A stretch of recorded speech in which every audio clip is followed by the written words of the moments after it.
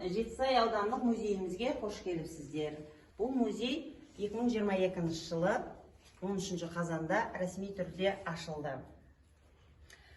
Бұл музейде Жетісай аудандық ерен еңбек еткен ардагерлерімізді насихаттау және келер ұрпаққа қалдыру. Сол ардагерлеріміздің бірі Шаблан Ділдәбеков. Шаблан Ділдәбеков 1923 жылы 20 желтоқсанда Шардара ауданында қарапайым шаруа отбасында дүниеге келген.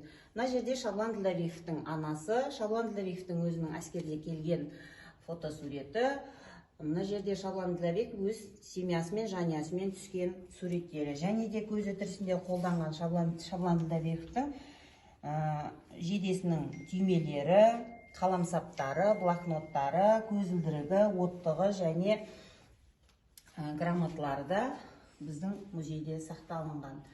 Мына жерде Шаблан Ділдәбековтің 70 жылдары қолданған өзінің машинкасы және теледидары.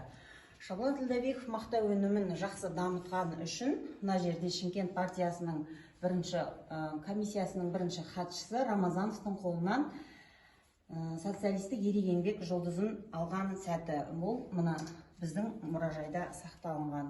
Сонымен қатар Мәскеу қаласының Мәскеу қаласында өткен Соколовның 25-24